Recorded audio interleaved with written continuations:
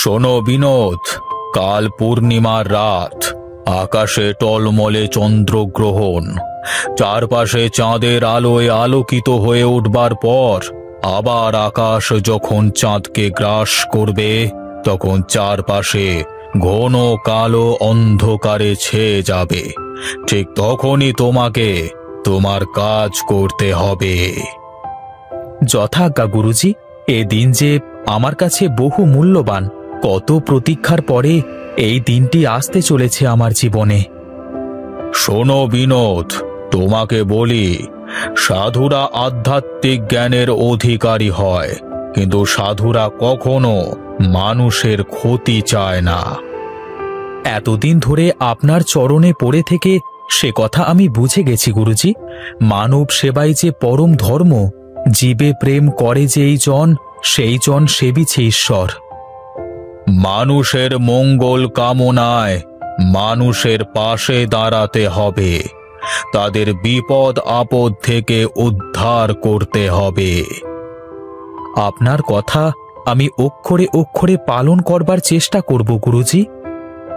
বেশ, এখন তবে গিয়ে বিশ্রাম করো। আমি একটু যোগী ধ্যানে মগ্ন হতে চাই। যথাজ্ঞা গুরুজি।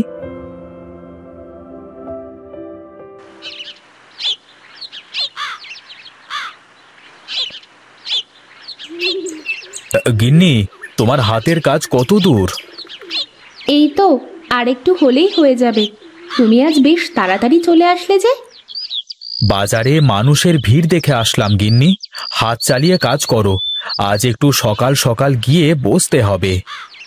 তুমি বাজার নিয়ে ঘরে রাখো, আর কটা বানানো হলেই ভাজা শুরু করতে হবে।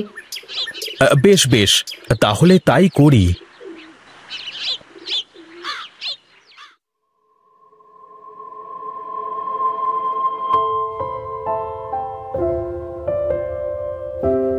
ওগো, আমি বলি কি, রোজ রোজ এভাবে বাড়ি থেকে সামোসা বানিয়ে বিক্রি না করে তুমি বাজারে একটা হোটেল দিলে কেমন হয়?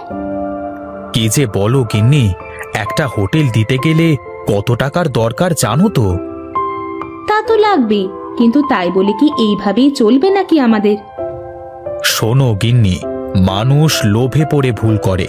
লোভ মানুষকে বিপদে ফেলে, তাই তো বেশি লোভ করা ভালো না। আমি লোভ করে বলছি না গো, বাজারেই তোমার সামোচার বেশ নাম, সবাই তোমার কাছে সামোচা খেতে আসে। তাই ভাবলাম যদি একটা হোটেল দাও তাহলে সবাই একটু শান্তিতে বসে খেতে পারবে। তা মন্দ বলনি, কিন্তু এখনো সময় হয়নি গিন্নি। সময় হলে তখন দেখা যাবে। তুমি এখন একটা সামোসা খেয়ে বলো তো দেখি ঠিক আছে কিনা।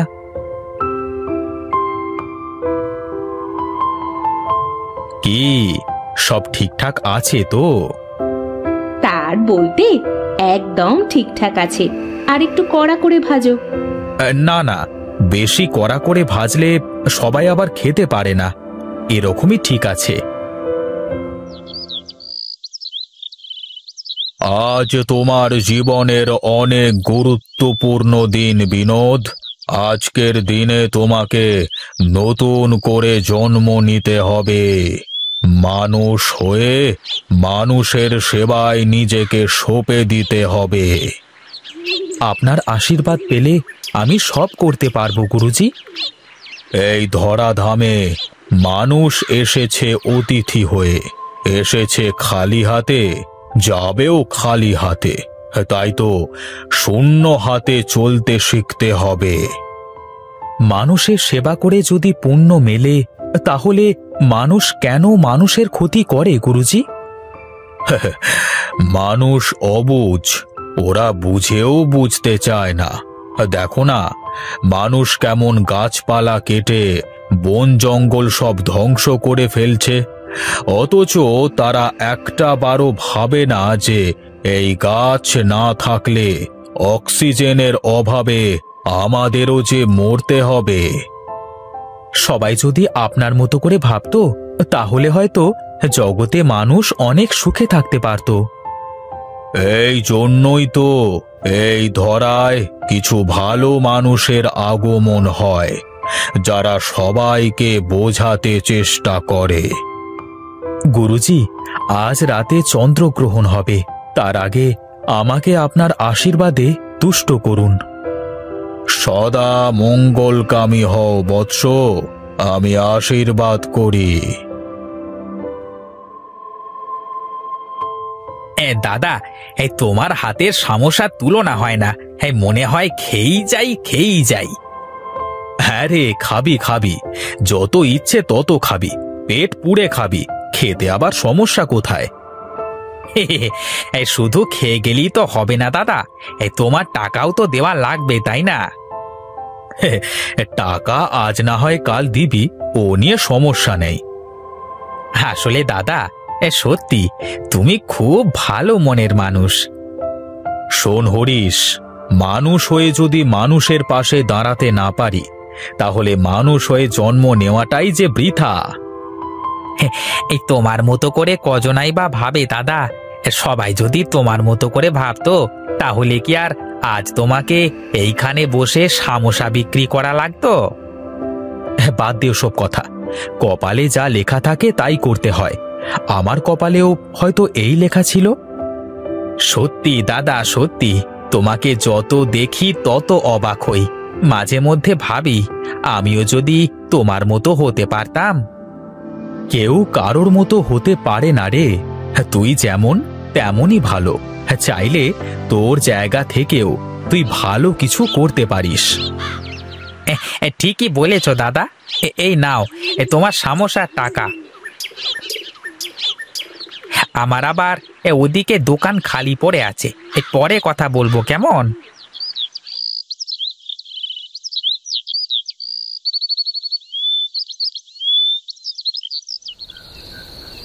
শোনো বিনোদ, ঠিক যখন চন্দ্রগ্রহণ শুরু হবে, সাথে সাথে তোমাকে ডুব দিতে হবে।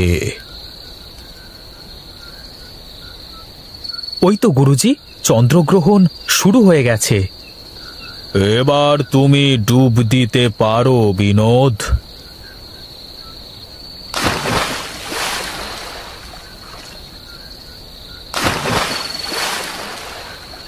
এবার ওপরে উঠে এসো বাছা, তোমার কর্মযজ্ঞ শেষ হয়েছে। এই ফলগুলো সাথে রাখবে, যখনই মানুষের বিপদ দেখবে তখনই এর ব্যবহার করবে। যথাজ্ঞা গুরুজি।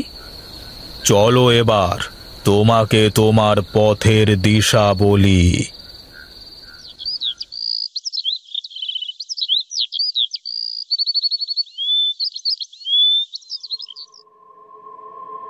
দেখো দাদা, গায়ের সব লোক কেমন অসহায়ের চোখে আমাদের দিকে তাকিয়ে আছে, বড্ড মায়া লাগছে আমার।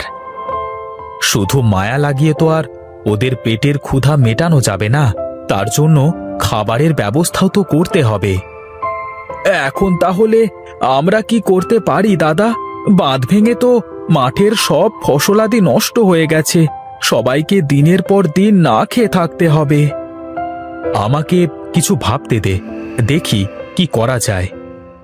এই সবাই শোনেন, আজ আমাদের বড় বিপদের দিন। প্রতি বছরের মতো এবারও বাঁধ ভেঙে আমাদের সব কিছু শেষ হয়ে গেছে। এখন আমাদের সবাইকে এক হয়ে কাজ করতে হবে।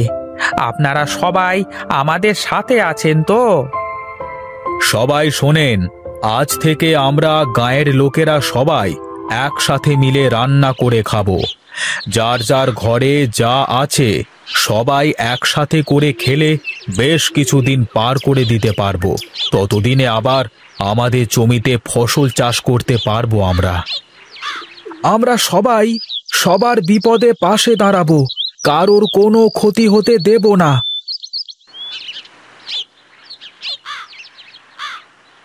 আজ থেকে তোমার নতুন জীবন শুরু হলো বিনোদ।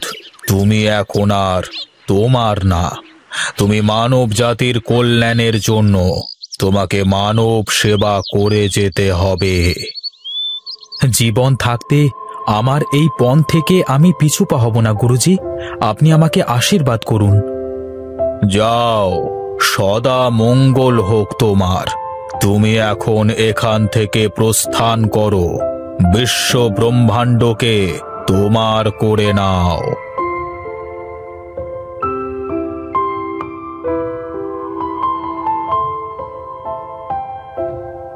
দাদা, দেখো, ওই লোকটাকে কি চেনো নাকি? না রে, এর আগে তো কখনো দেখিনি এ গায়ে। ও দাদা, আরে ও দাদা, একবার এইদিকে আসবে। আমাকে বলছেন? হ্যাঁ হ্যাঁ, আপনাকে বলছি, একবার এইদিকে আসেন একটু।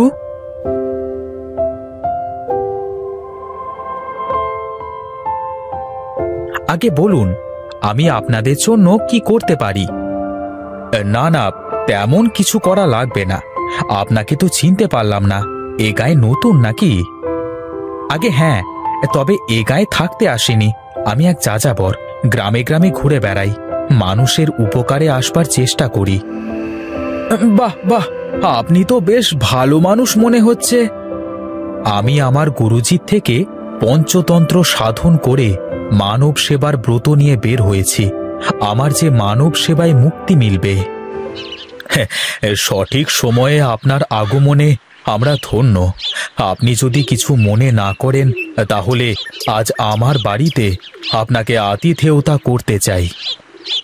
আমার গুরুজি আমাকে শিক্ষা দিয়েছেন মানব সেবাই যে পরম ধর্ম, তাই তো আপনার কথা আমি ফেলি কি করে? বেশ বেশ, তাহলে তো হয়েই গেল। চলুন তাহলে, আমার বাড়িতে চলুন। সুজিত, তুই তাহলে এখন যা, পরে দেখা হবে, কেমন? ঠিক আছে দাদা, ও বেলায় আবার অনেক কাজ। চলে এসো তাড়াতাড়ি।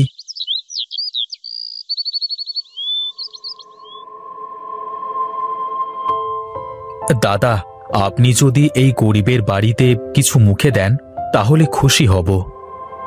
এভাবে বলবেন না, আমার তো কারোর কোনো কিছুতে অভিযোগ নেই দাদা। আসলে এবার জোয়ারের পানিতে বাঁধ ভেঙে সব ফসলি জমি তলিয়ে গেছে, পুরো গায়ে হাহাকার পড়ে গেছে। সবাই দুমুঠো খাবারের জন্য ছোটাছুটি করছে। কি বলেন দাদা? এই কঠিন সময়ে তো আমাদের সবার পাশে দাঁড়ানো উচিত।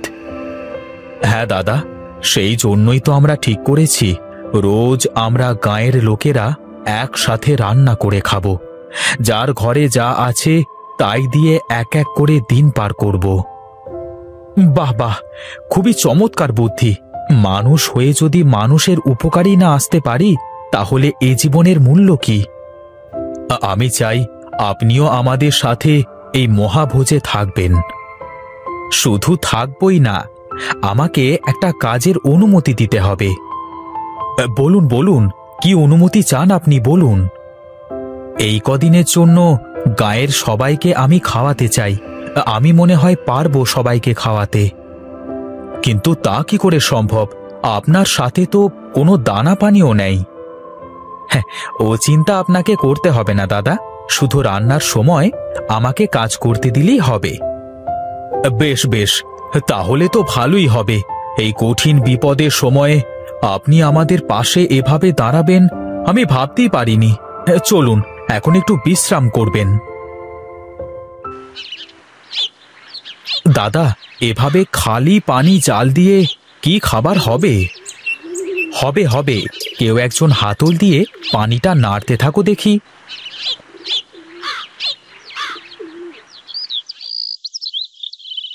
এটা কি দাদা? এই ফল দিয়ে কি করবেন? আহা, একটু দেখ না, দেখি কি হয়।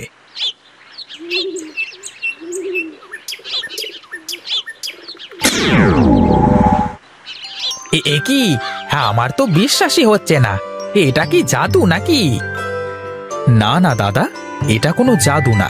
এটাকে বাঁশফল বলে, কিন্তু এই বাঁশফলের ভিতরে বিশাল এক নিয়ামত আছে। হ্যাঁ হ্যাঁ, তা তো দেখতেই পাচ্ছি। আপনাকে যে কি বলে ধন্যবাদ জানাবো? ধন্যবাদ জানানোর দরকার নেই দাদা, এই যে আমার ধর্ম। মানুষ মানুষের জন্য, মানুষের বিপদে তাই তো মানুষই বারবার ছুটে আসে। দাদা, খাবার তো হয়ে গেছে, সবাইকে খেতে দিই তাহলে। ঠিক আছে, সবাইকে বসিয়ে খেতে দিতে শুরু কর। এই কঠিন সময়ে আমাদের উপকারের জন্য আপনার মতো একজন মহানুভবের আগমন হয়েছে, আমরা আপনাকে পেয়ে ধন্য। আমার গুরুজি আমাকে যে দীক্ষা দিয়েছেন তাতে করে আমার এখন বিশ্ব ব্রহ্মাণ্ডে শুধু মানুষের উপকার করাই প্রধান কাজ। আপনাকে পেয়ে